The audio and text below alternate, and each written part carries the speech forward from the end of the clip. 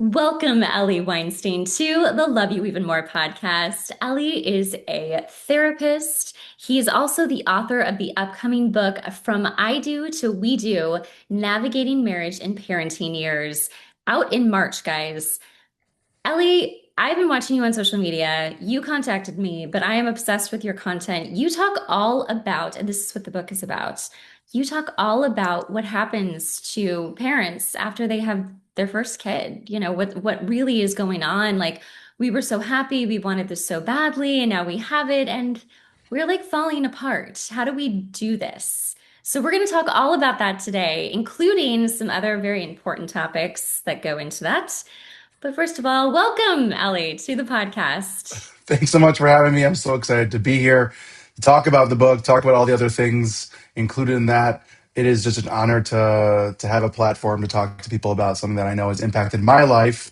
And the more and more that I do this work over the last 10 years, I have clients this morning, I had people the rest of the week, and I literally sit there and go, "Oh, so this is why I'm writing the book because there's so many things that impact so many couples. Secret, the book is 80% relationships for any Yeah. relationship, but 20% through the lens of when you have kids.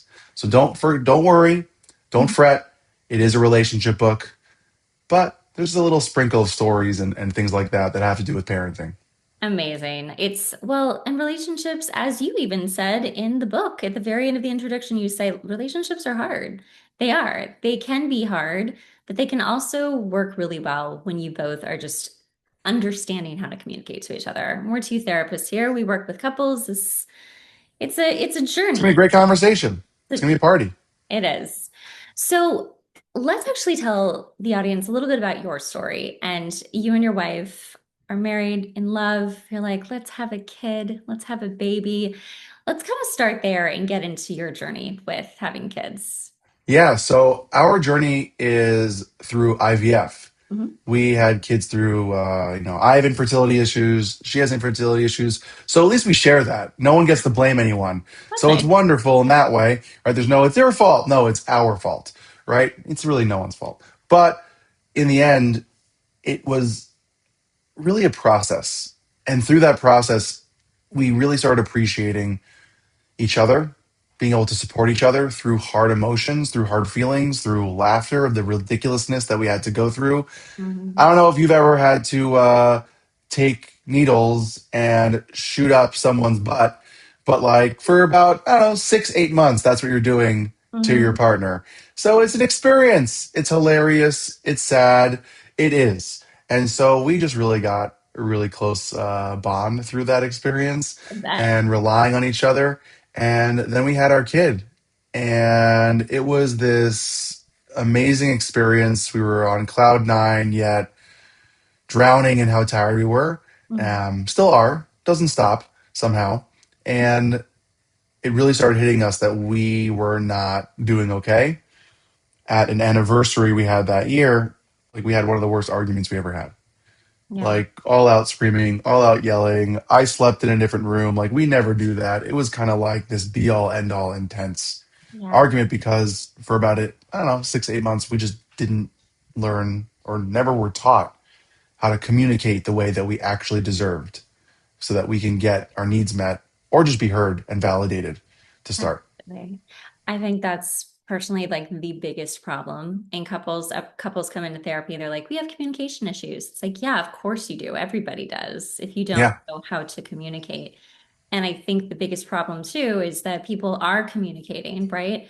But the other person is maybe listening, maybe understanding, but has no idea how to speak back to them in a way that validates the other person and makes Yeah. them feel heard. So you have this huge fight. It's like an all-out match. I think you went on vacation, right? Like a mini Yeah. vacation.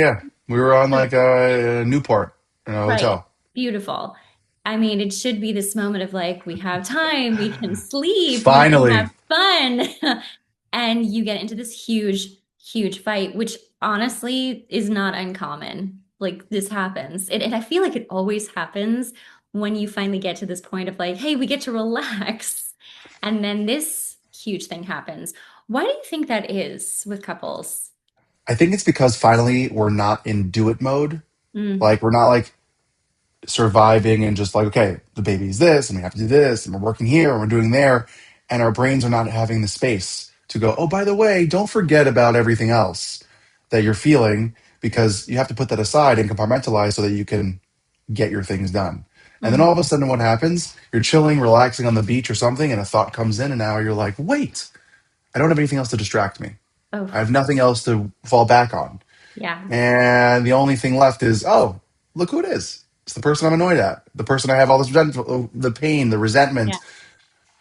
And then I actually wrote in the book, I don't remember what the argument was about. I do, but when I was writing the book, I did not. I was like, okay, I just got to get the story out. It Yeah. was over like who to go to for the holidays. Ugh. That's literally what it was. That's where it started. And it Mhm. got into this whole thing of like, you don't respect my family and I don't respect your family and blah, and you don't respect, and then all of a sudden it unraveled to, then it just opened the door to Pandora's box. Like it literally just opened to everything for the last like 8 months of, emergency C-section. Mm. I had a Um, panic attack, like anxiety things that I was dealing with, Yeah. my journey going to back to therapy. Like it was all these different things and these like awarenesses and these understandings of self that we just never had time to sit down and go, by the way, we've been pretty adjusted forcibly from having a kid, pivoted and adjusted in ways that we never expected, and we haven't really checked in and figured out how that's going to work now. And so let's just yell at each other and see what happens. And I feel so good to yell, when you're Yeah, like gets it out. realizing all this pent-up energy is just coming out. You're like, ooh, you are safe. I can yell at you. Yeah, But it's so destructive. And also I think in your case and so many other couples cases, it's the straw that breaks the camel's back to yeah, actually start communicating. Like, oh, and I think you had mentioned that as well. Like that's when you finally started talking, like really hmm talking.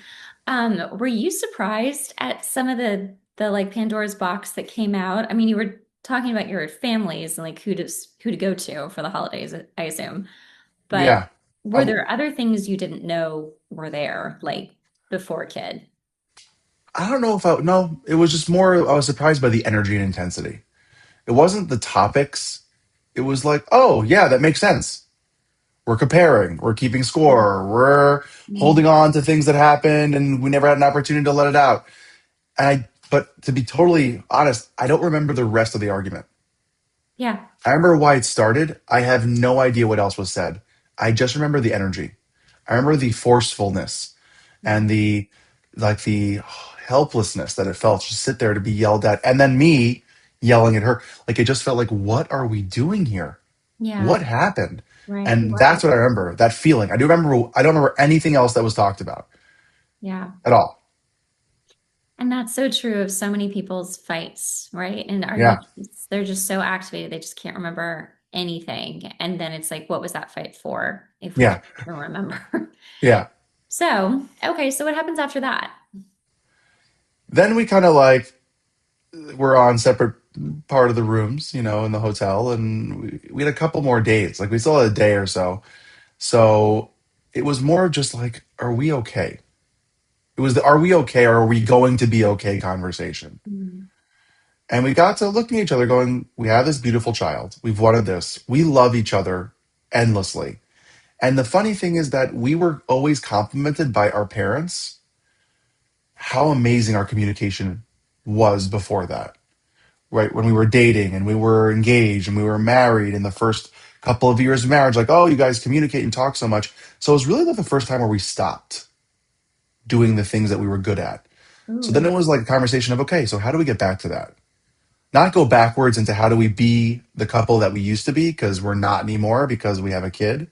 It's Mhm. okay, how do we get back to those habits, those behaviors, those mindsets that have been keeping us grounded with each other, and what do we need to do that?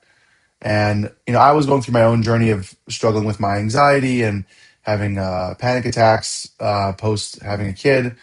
My wife had no postpartum issues. I had postpartum anxiety, and it's actually a very common thing in men to have Ooh. postpartum struggles. Just no one talks about it because, rightfully so, everyone's focusing on the birth and the birthing person who is literally pushing out a baby and everything changing for them. So it was really an eye-opening experience of the needs that we then needed from that moment on. And Mhm. in the conversation, just then it started like from little by little, just like talking a little bit more of just, okay, Yeah. this is what I heard. Like, what was the takeaway? Like, what were the bullet points? Not the screaming. What were the bullet points of the things underlying that you're not getting right now? Yeah. How do we make that work? How do we talk more? What are the things we can rely on? What are those habits we can keep rebuilding? Yeah. And then it was just getting back to some semblance of normalcy. I wonder, as a therapist, living out this very human experience, did you feel like all of your years of being a therapist helped at all? I still feel that way. It didn't help at all. They didn't help at I all. always make this joke. I have no idea what to do in my marriage, but everyone else's, I have plenty of opinions. I know. I But I say know. that with, parenting, like I do parenting stuff. Like, I don't know how to deal with my kids, but your kids, I got you, you Let me know? tell you. So let me tell you about how terrible you are as parents or how amazing you are as parents. No, but the things that I fell back on was I'm an excessive reader. Maybe I have a sickness or a problem with how much I read behind me and books around my entire house. Um, is that I had research and people who've been there and people who have worked in this longer than me to go, okay, I have some information I can go back to.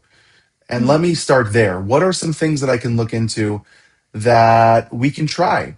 Maybe there's a book that we can read together. Maybe there's some interesting information that I have read that I can fall back if I'm not able to do it for myself as the therapist. Because I Mhm. shouldn't be therapizing myself and my wife. That's not my job. That's We fair. talked about couples therapy. We couldn't find someone at the time. We were thinking about moving. It was a lot of different things up in the air. Yeah. Uh, and in the end, I said, like, let's just try it ourselves. Like, we don't hate each other. Like Yeah. we're not at that point of where I want to strangle you and kill you. Right. It's I'm just having a hard time figuring out the right way of Mhm. dealing with the situation and Mhm. you in it and me in it and how do we kind of juggle that. Yeah. And so it was like falling back on the books and falling back on the research and trying to find cutesy ways to get back to who we are. We also have this like silly thing that when we finally reset, we like boop each other's noses. That's cute. Like I honk her nose and she whatever, and we go whatever it is. It's like the physical representation of being silly. Yeah. It does not. I wrote it in my book, but it does not work for everyone. Mhm. So timing's everything. Like, don't like do that right when you're done arguing and just go like, "Ha ha, I got your nose." Like, not gonna work. But like, we had our ways of, Yeah. and till this day, we still have like trigger words or cue words, so to Mhm. speak, Mhm. because of that argument Wow. that we still use today of like how to communicate or I need you to listen better or we're on the same team Mhm. or everything's going to be okay because we have each other's back kind of thing that we like implemented because of that argument going forward. It was a good reset. It That's an amazing reset. I want was a to rough reset, but it was a good reset. go back. I want to go back to what you just said about your postpartum after the baby and Yeah. the anxiety attacks and how men are going through their own postpartum. It's just not talked about. Can we focus on that a little bit and tell me more about that from your Yeah, perspective? for sure. Also, For just others sure. you've worked with. Yeah, for sure. Um, you know, this is like a silly thing to say, but I mean it very genuinely. When women are pregnant, they have 9 months or more to get just based on gestation and everything. But Mhm. they have about 9 months to get on board. Their body is changing, their hormones, like everything is changing within them and around them. Mhm. They can kind of start accepting the fact that this baby is coming. The other person, it's not there, and then it's there. Yeah. There is not so much it's very hard to like grab onto reality when they're not the one growing it. You can feel a baby kick. You Mhm. can feel it moving. You can experience that. You're like, oh, there's a baby. It's happening. The other person, it's like, not, now it's here. And it's Yeah. all this emotion, all this experience happening. And for me, it was that everything was going okay. 22 hours of labor, whatever it was, and emergency C-section because we lost our baby's heartbeat. Mm. And it was just madness. And it was all this emotion, all this pent up. And my whole focus was my wife. My wife. My Yeah. wife. As a therapist, I'm like, be careful of postpartum depression. Make sure she's okay. Make Yeah. sure she has her support. Make sure that she's taking care of herself. It was all you, you, you. And I Yeah. never stopped to go, hey, how about me? And Yeah. not in a selfish way, but like, hey, I need to pause and take care. Like, I need to eat today. I Right. lost like 10 pounds. Yeah. I was like 10 to 15 pounds in the first couple of months of my baby's life because I was not taking care of myself. I Mhm. was just like, my wife needs everything and anything that I have. And yes, that is wonderful and beautiful, but don't forget you. And I Yeah. stopped caring about myself. And it was like, I don't know, 2 o'clock in the morning one night. Funny story enough, that was the first time my baby actually slept like 7 or 8 hours straight. Of course, I had to ruin it. And I woke up thinking I was having a stroke. Like I couldn't feel the left side of my face. Oh my So gosh. like I turned to my wife and I went, Ariella, am I smiling straight? And I did, the test. And Yeah. she goes, yeah, everything looks fine. What's wrong? I'm like, I don't know. Something feels off. I couldn't calm myself down. I Right. couldn't breathe. I was having a hard time. And I ended up like on the floor in the living room of our apartment in Queens, like about to pull my hair out. Like I felt like I was dying. Yeah. We called ambulance. It came. I was having a panic attack. Yeah. I've never experienced one in my entire life. I Yeah. have never had one before. It gave me an eye-opening experience of what my clients who have had them Yeah. go through, and it was my body screaming at me, "Pay attention to yourself." And there's Mhm. like this very famous line that Bessel van der Kolk talks about when it comes to trauma that when you do not process it or focus on it, it's basically an internal war within yourself. That's And so my right. body was literally fighting me to be heard. And it got heard pretty loud. And I went to therapy, started taking care of myself, and medication. And I just started really starting a little bit more to pay attention to me. And what I would say to anyone who's going through this stage or struggling, like, don't forget to look at yourself too.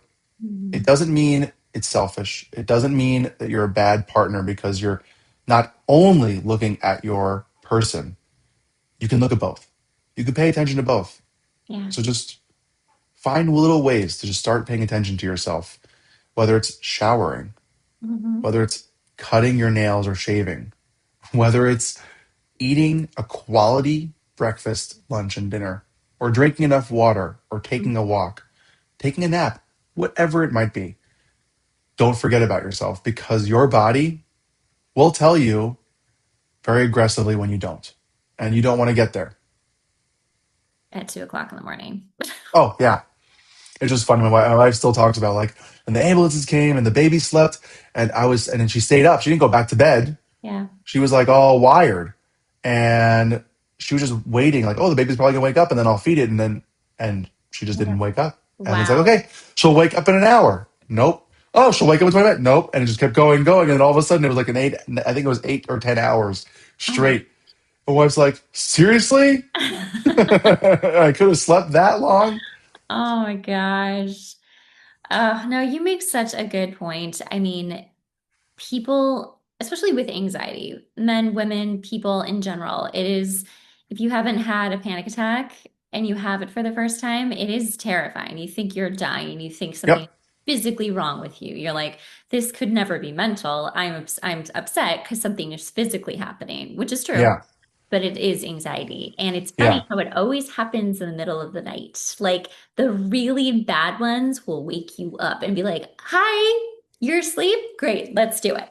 Let's ruin your entire day. And Let's ask and you the questions. reason why is because all those defense mechanisms that are and all the compartmentalization, all the Asian words that we use in therapy are all in place during the day. We're Mm-hmm. up, we're about, we got to get things done. Like I said about the argument with your bar, all of a sudden when your defenses are down and your unconscious starts clicking in, that's when everything starts bleeding out. I think like Dr. Dave, I quote this often. Dr. David Burns in his book Feel Good Therapy talks about like the rug mentality when you take all your dirt and put it under the rug. Mm. The panic attacks that kick you out of sleep at Mm-hmm. 2 o'clock in the morning without a trigger.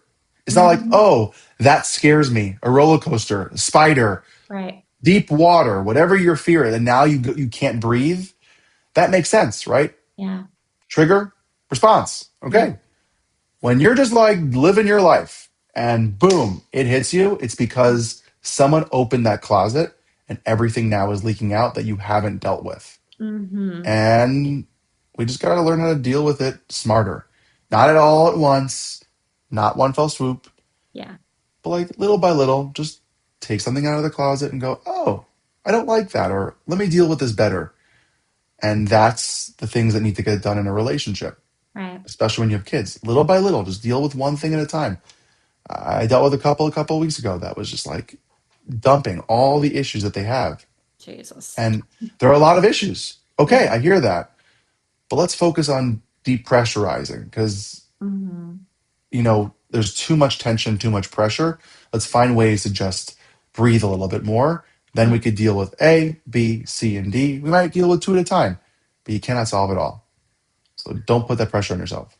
I love sort of, I just got like a visual when you said depressurizing. I was like, oh, either I'm thinking of a hiker, like going up like Mount, anything, a huge mountain, Yeah. you need to like actually have air pressure, or like a diver who goes down deep and Hmm. you have to acclimate, whether you're going high or you're going low, little by little. And that I think would be a really nice visual when you're thinking about the issues in your relationship. Like we can only do a bit at a time as we're depressurizing or Because pressurizing. what happens if you don't? What happens if you go too fast? You will explode. Yeah, your head will explode, and that is an ugly mess, and we don't want that. Or you get really sick. Yeah. It's like I think it's like I forgot what the terminology. I think it's like pressure sickness. Yeah. Like So, you get sick. right. Altitude So like sickness, and then there's altitude sickness, right? And then there's right. right, you get sick because your body can't handle it. So why would your mind and feelings be able to handle it any better? And that's exactly what anxiety looks like. That's our altitude Oh, sickness. yep.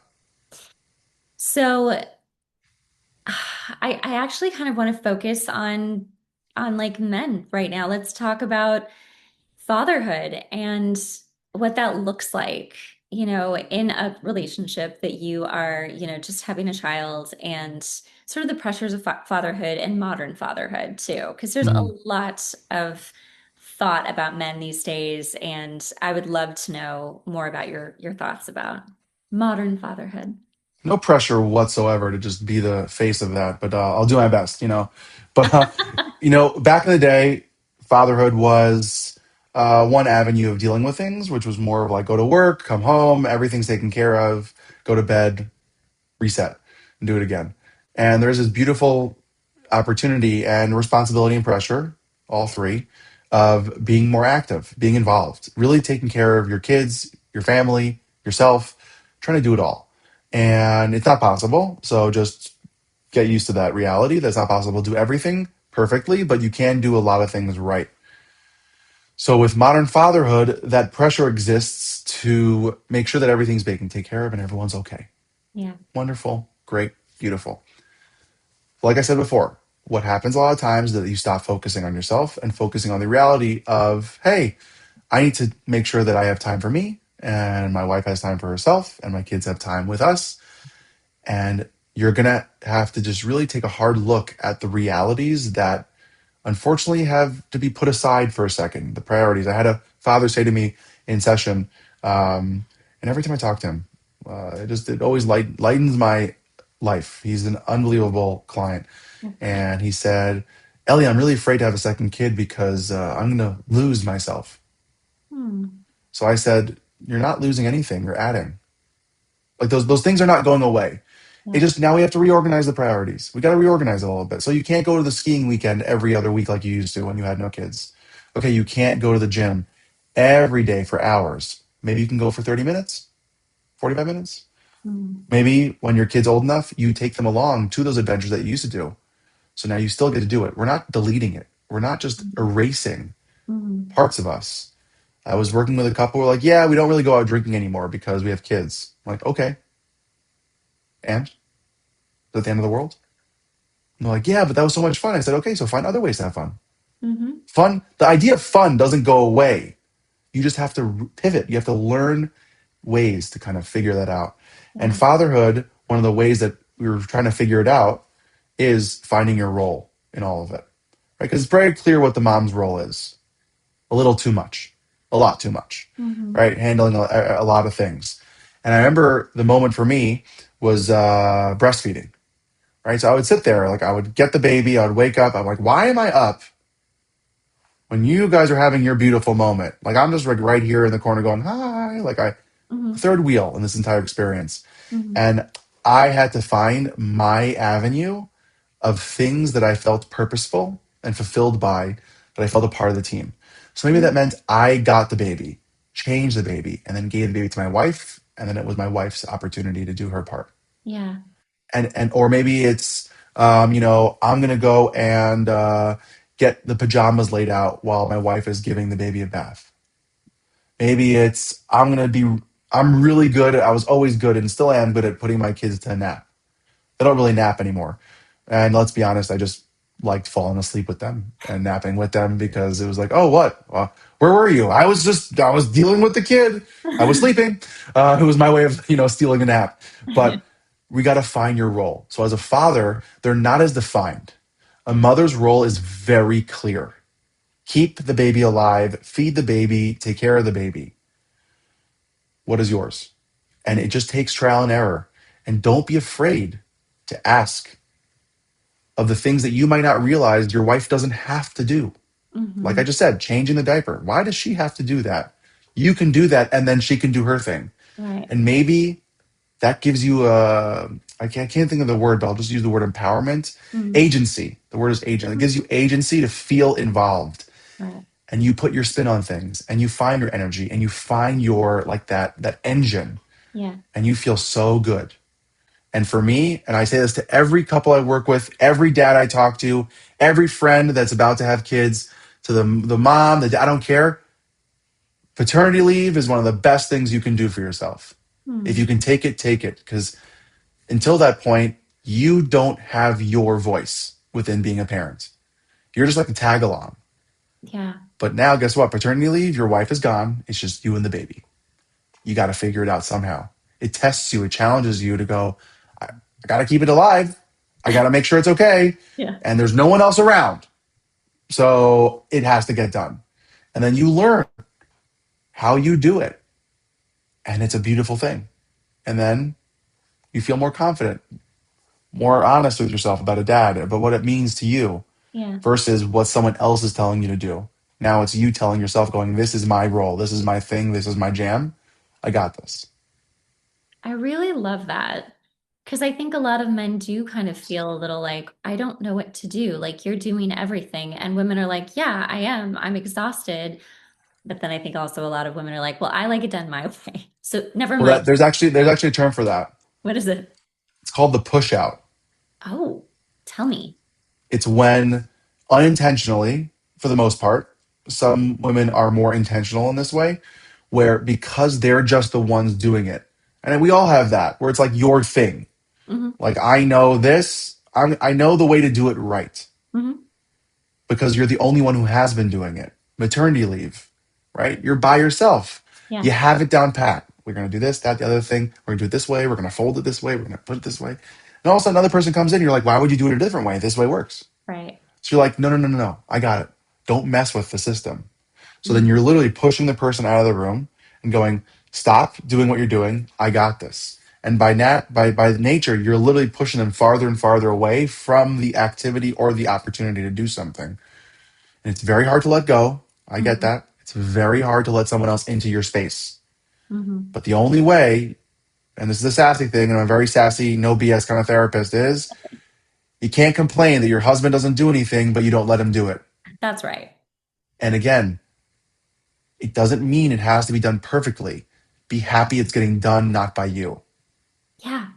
Right. So like I make this joke like with breakfast or lunch or packing the kids' lunch or packing their knapsack or backpack, depending where you're from. I didn't realize that was a controversial thing, knapsack versus backpack.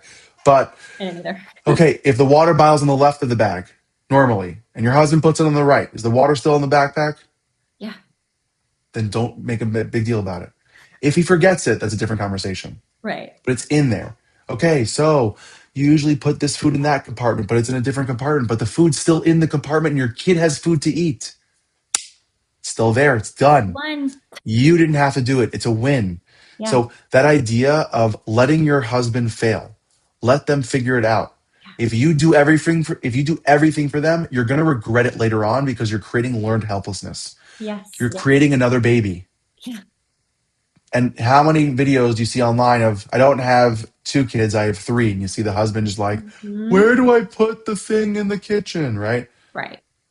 If we consistently train them to not have to figure it out because we don't let them, they will never figure it out. Right. So it's like the idea of like the joint responsibility of the home. Right? I'm very big on this. My wife knows how to deal with X, Y, Z, and I know how to deal with A, B, C. If I'm not around, she can do those things. And if she's not around, I can do those things. Yeah. Because the house is our responsibility. Does it mean that we lean towards more roles differently? Of course. Like she knows how to take the garbage out. She's not an idiot. I know how to cook. I'm not an idiot. Yeah. Right? Do I cook the same way my wife does? Hell no. I suck at baking, but I will try. Right? Yeah. I tried once and I made cookies that were so big because I didn't realize that a cookie scoop is different than an ice cream scoop. And I thought it was a scoop.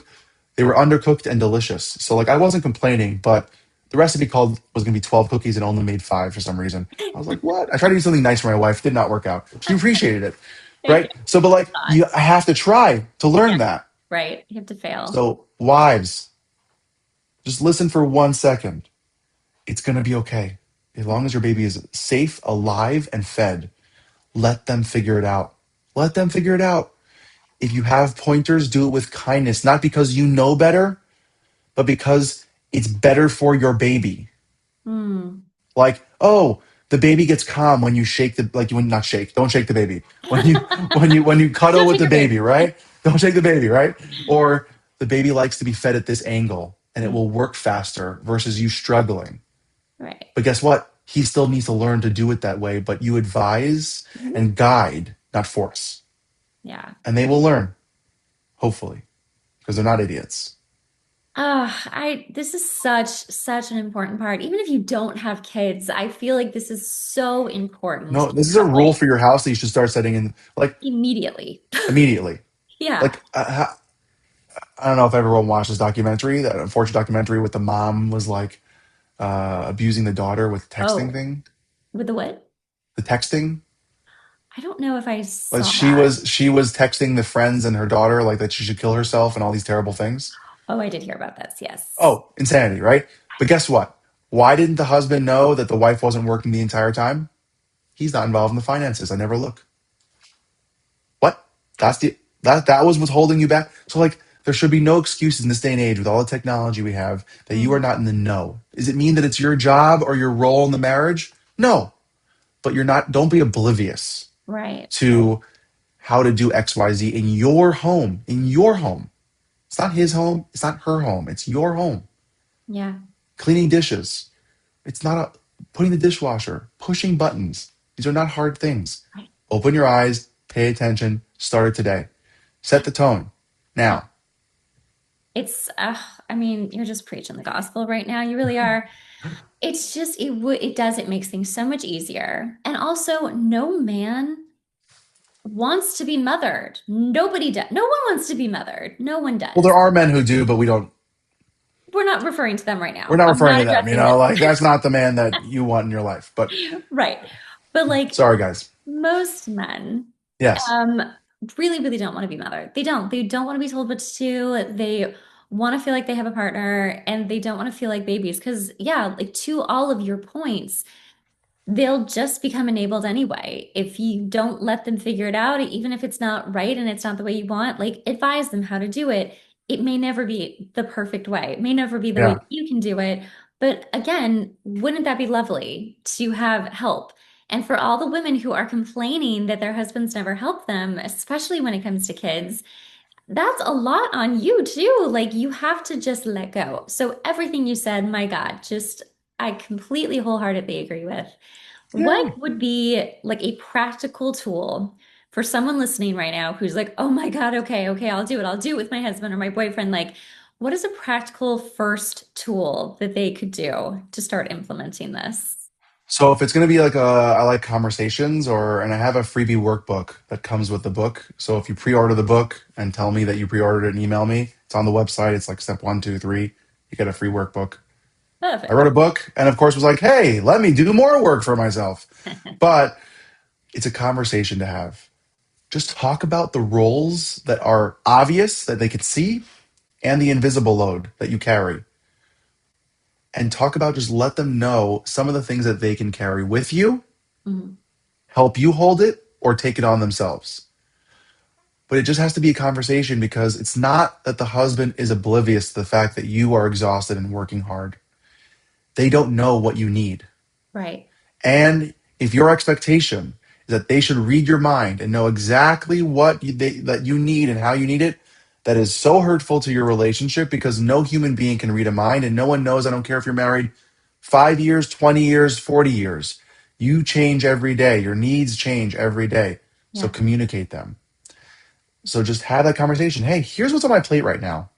Is there anything that's sticking out that you can do? I really appreciate that. Yeah. Or, hey, I need help looking at this. I want to plan a trip. Could you kind of take this one thing within the trip? I'll do the other things, or two. Mhm. Like I said, can you set the clothes out while I do the bath? So it's one less thing I have to worry about. Yeah. Oh, yeah, of course. I'll do that in 3 seconds. Yeah. Right. Okay. And Caveat. Hold on. I'm just gonna pause real yeah. quick. This is the thing. This is a thing. We tell our husbands to do something. They're like, I'll get to it. And then they never get Oh, to oh, I it. love that. Ooh, I love that you had that pushback. One of my favorite things to do with couples. I always ask couples, I go, when I ask this statement, what do you hear? Can you take out the garbage? And the woman in the couple usually says, right now. And the husband hears, when you have time. Yeah. So the second piece of practical advice or tactical advice, I don't know which word actually matters, is full communication. What I mean by that is from start to finish of your thought, express it. Honey, I really would love if you could take out the garbage right now. I really need it done because I'm about to make a big mess with my cooking and I need an empty garbage. I would really appreciate it if you took it out right now. That would mean a lot to me. Beautiful. Full thought. Full thought. Now, the other person receiving that, whoever is doing the full communication has the right to say, hey, thanks so much for telling me. Now I know this is a script. Put your own spin on it. Use your own words. Please be nice with it. The other person can say, I really hear that. I just need 5 more minutes and then I'll take care of it. But mean that, Yeah. own that, or say, yeah, I got it and do it. Mhm. Take accountability, take ownership. It's a lot of hard work and takes a lot of effort for someone to open up and ask for help. Mhm. So appreciate that. Go, Mhm. wow, it's very hard for me to ask for help. This person asks for help. I got your back. You're a team. We're not in competition. So if someone does that full communication, it gives you every aspect of the thought without someone just saying, can you take the garbage out? And one person thinks it means right now, and the other person means when you have time. And guess what happens? Neither one gets their needs met. Argument ensues. But I said take it out now. No, you didn't. You said take it out. Yeah. Be very clear with your words. Be very upfront with what you're feeling and how you're feeling it. And if the person doesn't do what you asked, that's another conversation to have. Mhm. Hey, why was it so hard? What was so difficult about the ask that I gave you? I really need your help and you couldn't show up. Why couldn't you do that for me? What was so hard about taking that garbage right now? I really needed it. Well, Yeah. oh, okay, I didn't know that, or okay, that makes sense, or can you please do better next time? It would really mean the world to me. I don't know how that next conversation will go because you guys are not, no, most people are not having the first conversation. That's right. So start having that first conversation. Right. I double down on this a lot. I think one of the most important things in any relationship is just consideration. Yeah. And I think it gets lost a lot. Like people forget they need to be considerate of their partner always, not just sometimes or like once in a while, like really like because we do start to take each other for granted, right? We love each other and we're there and it's always and like you give, lax and you kind of just forget to be considerate Hmm. when if you were put into someone else's house and they were like, hey, can you take the trash out? They would immediately. You would be like, Yeah. oh, sure, right now, Yeah. because you're being considerate as a Yeah. guest. And I think this is just my own thing. Like, I think that it is an interesting idea to play with of what if for a day you kind of thought of yourself as a guest with your partner? Like, how would you treat them? What would you Yeah. do differently? And then Hmm. try doing it 2 days in a row and then three and like see how it changes the dynamic. If you both were just incredibly considerate and loving that way, what Hmm. might be so much easier and what might come out of that. And I just, it's something I think about a lot and I talk about with my couples because I'm like, it's very easy to I love, try, you I know? love that. I love that way of putting it.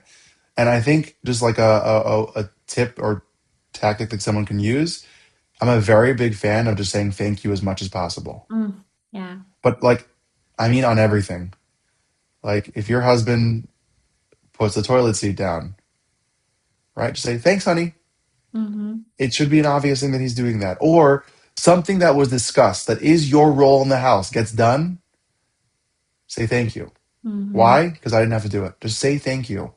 Mm, And it just makes you just, you start seeing the person for all that they are doing yeah. and the stuff that you don't have to do. And it makes you appreciate them. The second thing I would say is that one thing that happens a lot, like on the note that you're making, is also the fact that people don't have the benefit of the doubt Mm, for their person, right? That consideration, right? That taking them into account. Like yeah. you automatically jump to they are the worst wicked witch of the West that you can ever imagine now that Wicked's out, right? Yeah. That is your envision. All the stories, right? That song that says she has like an extra eye and all these doom and gloom like problems. Of course they're that. No, this is your wife. This is your husband. You love them. You say you love them. You're in a committed relationship. You want to show them, but all of a sudden you're so quick to jump to, oh, they're the problem. They're Yeah. the issue. They probably did it on purpose. Mm, This was malicious versus they made a mistake. Or I trust them enough to know that they did this for a good reason. And I know I struggle with that, like any other person, like especially with parenting, right? yeah. You're not in the room. They're dealing with it. You trust them to keep the kids alive. Why wouldn't you trust them with other things? Yeah. So, like, just be cognizant of having that grace and consideration that they have Yeah. the benefit of the doubt that they have the best intention in mind. They're Yeah. not trying to do something. Oh, they forgot something on the counter. They did it on purpose. They're so messy. I can't stand them. Why do they always make a mess? Why? Maybe they were in a rush. Totally. Why Let's do have you that think? positive. So sorry, I keep like back. Yeah. No, Why do you're you good. think people want to blame someone? I Why don't is know it about so people. quick in our I think like relationship? having an enemy is like very easy. Like Okay. if your house is a mess, right? What's easier? Taking accountability and going, hey, it's on me to also put this away, or to go, oh, what the hell is wrong with her? Mm-hmm. What's easier? To blame. And guess what? It still doesn't get done. You're still not doing it, but it's a lot easier to go, that person sucks. That's why this is a problem. Yeah. Or our kid, like something went wrong with the kids. Well, if you would have done this, it wouldn't have been. What about you? It's very hard to look at yourself in the mirror. Like I always make this joke. Like my wife knows, all the stories I tell, my wife knows I tell these stories, and I have permission. I don't just like rag on my wife, and I rag on myself too, so it's okay. My wife has like empty water bottles next to her bed. I can either sit there and stew for Yeah. 3 days and go, what the heck? Just throw the damn water. They're empty. Yeah. Or I can go, you know what? This is our house. That is a mess in our house. I can grab these water bottles while I'm already going down the stairs and put them in the recycling bin. That's my choice. I am choosing to either do it and take care of it. Yeah. Second option is choose to ignore it because it's not a big deal. Or third, I'm choosing to get upset at my wife. Right. That's on me. That's on me. I have to take accountability. A dish on the counter, I can literally take it and put it in the dishwasher. Or leave it there, have benefit of the doubt that my wife will take care of it because guess what? Magically, somehow it gets taken care of when I don't do it. Mm-hmm.